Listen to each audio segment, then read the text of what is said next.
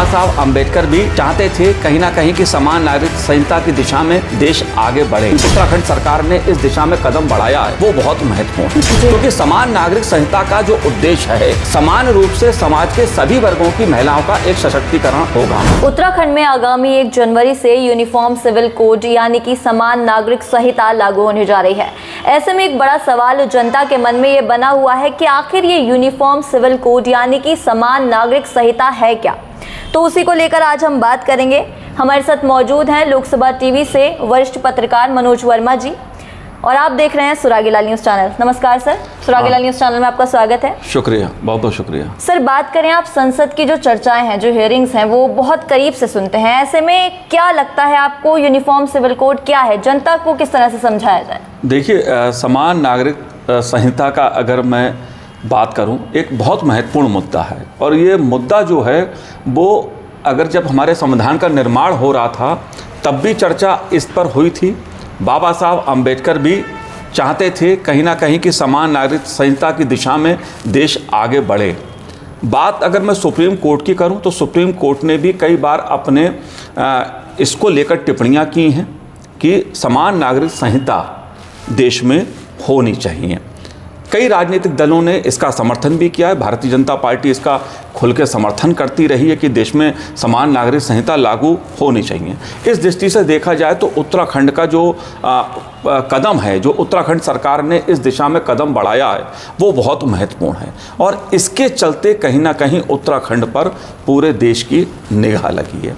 लेकिन होता क्या है कि जब भी कोई कानून बनता है तो उसको अलग अलग चश्मों से देखने की कोशिश की जाती है। समान नागरिक संहिता को भी कहीं ना कहीं राजनीतिक चश्मों से देखने की कोशिश की गई है। इसलिए मैंने बताया कि जब हम समान नागरिक संहिता की बात करते हैं तो इसका उल्लेख हमें जो संविधान को लेकर चर्चाएं थीं, जब संविधान का निर्माण हो रहा था तो उसमें भी देखने को मिलती हैं।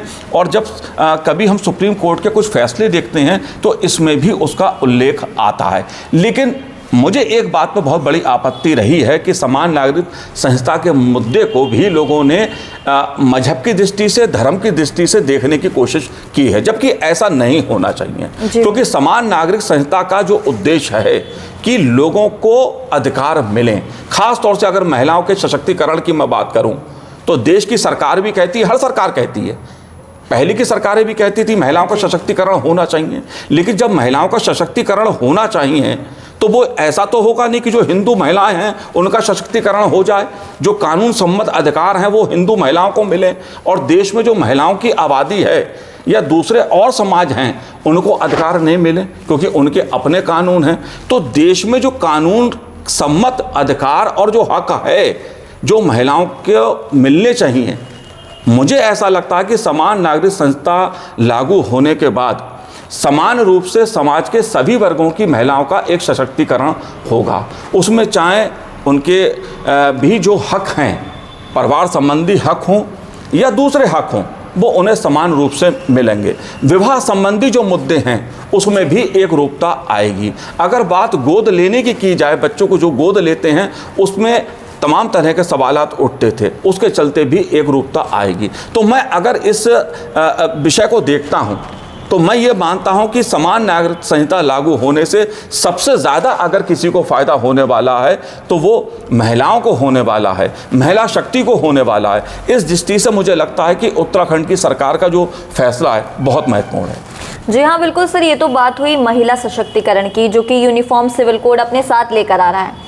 ऐसे में संसद में जब यूनिफॉर्म सिविल कोड यानी कि समान नागरिक संहिता को लेकर चर्चा होती है तो किस नज़रिए से उसको देखा जाता है? देखिए, जैसा मैंने कहा कि ये ऐसा नहीं होना चाहिए क्योंकि एक बहुत अच्छा उद्देश्य है समान नागरिक संहिता। लेकिन होता क्या है कि राजनीतिक दल होते हैं वो अपने अपने चश्मों से, राजनीतिक चश्मों से इस मुद्दे को देखते हैं। किसी को ये लगता है कि समान नागरिक संहिता लागू हो जाएगी तो इस देश में जो मुस्लिम समाज है उसके प्रति कोई शायद नया कानून बन जाएगा। जी, इस जो मैंने कहा कि मुस्लिम हिंदू के चश्मे से कानून को नहीं देखना चाहिए। जब देश में कोई कानून बनता है वो सबके लिए बनता है, उसका लाभ सबको होता है। लेकिन जब हम राजनीतिक चश्मों से देखते हैं तो मुद्दा हिंदू मुसलमान का पैदा हो जाता है। इसलिए मैं मानता ये हूँ कि समान नागरिक संहिता के मुद्दे पर जब भी कभी चर्चा हुई है, इस मुद्दे पर राजनीतिक दलों के बीच, सदन के भीतर या बाहर, तो मुझे राजनीतिक रूप से इस मुद्दे पर सहमति बनने की ज़्यादा अपेक्षा रहती है। और मुझे लगता है कि उत्तराखंड इस बात के लिए एक उदाहरण बनेगा कि उत्तराखंड में 1 जनवरी 2025 से, अगर मैं गलत नहीं हूँ, तो समान नागरिक संहिता लागू यहाँ पर होगी। और इसके परिणाम जो भी होंगे वो कहीं ना कहीं देश की राजनीति को, देश के शासन को एक नई दिशा देने का काम करेंगे। जी हाँ सर, बिल्कुल आपने सही बात की कि अगर हम धर्म का चश्मा या राजनीतिक चश्मा हटाकर इस कानून को देखें, तो मैं एक पत्रकार की दृष्टि से जानना चाहूँगी कि आपको क्या लगता है कि क्या परिणाम इसके आगे रहने वाले हैं लागू होने के बाद? जैसा मैंने कहा, सबसे अधिक फायदा समान नागरिक संहिता का अगर होगा तो महिलाओं को होगा, वो किसी भी समाज की हो। मैं ये मानता हूँ कि कानून की दृष्टि से अगर बात की जाए, जैसे ट्रिपल तलाक का मुद्दा था, अगर केंद्र सरकार ने 3 तलाक को कानून के जरिए अगर उसको बंद किया, अगर बैन उस पर हुआ, 3 तलाक का मुद्दा एक बहुत महत्वपूर्ण मुद्दा है मुस्लिम महिलाओं की दृष्टि से अगर मैं बात करूं, तो ऐसे तमाम कानून हैं जिसके चलते कहीं ना कहीं महिलाओं के स्तर पर मुझे एक भेदभाव देखने को मिलता था। मैं मानता हूं कि समान नागरिक संहिता लागू होने के बाद महिलाएं चाहे किसी भी समाज की हों, किसी भी वर्ग की हों, उनके जो हक हैं वो उनको समान रूप से मिलेंगे। वो चाहे विवाह संबंधी हों या दूसरे उत्तराधिकारी संबंधी जो भी उनके हक हैं, उसमें उनको उनके अधिकार मिलेंगे। जी हाँ, बिल्कुल। अब देखना ये होगा कि 1 जनवरी से जब यूनिफॉर्म सिविल कोड लागू होगा तो क्या परिणाम देखने को मिलते हैं और जनता का इस पर किस तरह से इम्पैक्ट रहता है। वहीं बात हुई 3 तलाक की, तो जो 3 तलाक का बड़ा मुद्दा था, उसकी भी कहीं ना कहीं चिंगारी जो है काशीपुर से निकली थी। एक बड़ा नाम सामने आया था सायरा बानो का, जिन्होंने इसमें बढ़ चढ़कर प्रतिभाग किया था। तो वहीं सर, आप एक वरिष्ठ पत्रकार हैं, लोकसभा टीवी के साथ में हैं, तो जो लोग अभी पत्रकारिता की शुरुआत कर रहे हैं उनको आप क्या टिप्स देना चाहेंगे कि वो छोटी सीढ़ी से चढ़कर वहां तक पहुंचे? देखिए, एक तो मैं बताऊं, जो 3 तलाक का कानून संसद से बना, मैं मानता हूं ये एक ऐतिहासिक कानून है। भारत की जो 75 सालों की एक जर्नी रही है, उसमें संसद ने कई महत्वपूर्ण कानून बनाए हैं। उसमें 3 तलाक कानून जो बना, वो मैं मानता हूँ महिला सशक्तिकरण की दृष्टि से एक महत्वपूर्ण पड़ाव रहा और एक महत्वपूर्ण फैसला था। अब आपने पत्रकारिता की दृष्टि से जो सवाल किया, मैं ये मानता हूँ कि आजकल पत्रकारिता का जो दायरा है वो उसका काफ़ी विस्तार हुआ है। सोशल मीडिया के आने के बाद कई तरह की चुनौतियाँ पत्रकारों के सामने खड़ी हुई हैं, क्योंकि अलग अलग प्लेटफार्म हमारे सामने उभर के सामने आए हैं। इलेक्ट्रॉनिक मीडिया हो गया, डिजिटल मीडिया हो गया, प्रिंट मीडिया हो गया। मैं मानता हूँ एक सबसे बड़ा मुद्दा इस समय किसी पत्रकार के लिए उसके साख का है, किसी पत्रकार का है।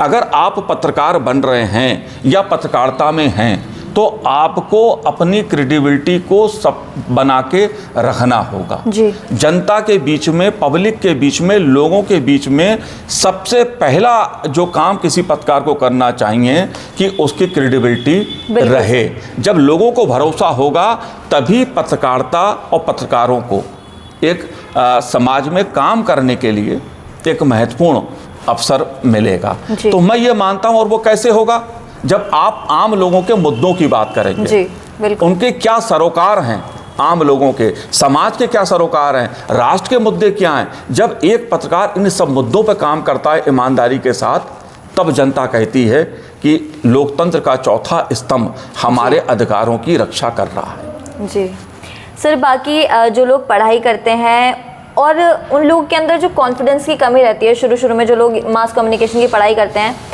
कुछ लोग कैमरा फेसिंग नहीं होते हैं, तो उनको किस तरह से आप टिप्स देना चाहेंगे कि वो कैमरे के सामने फ्लुएंटली बोल पाएँ या फिर अच्छे से कॉन्फिडेंटली जो है इस फील्ड में आ पाएँ? देखिए, विश्वास एक बहुत बड़ी चीज़ है पत्रकारिता में, कि आप कितने विश्वास के साथ अपनी बात को कहते हैं। और विश्वास कैसे आता है? जब आप अध्ययन करते हैं, जब आप फील्ड में काम करते हैं, आप किसी विषय पर जब सवाल पूछने जाते हैं या कोई आप रिपोर्ट बनाते हैं या उस पर काम करते हैं, तो उस विषय का अध्ययन, उस विषय के जितने पहलू हैं उनको समझना, ये एक महत्वपूर्ण बात है। जब आपके पास जानकारी होगी तो विश्वास आपके पास होगा।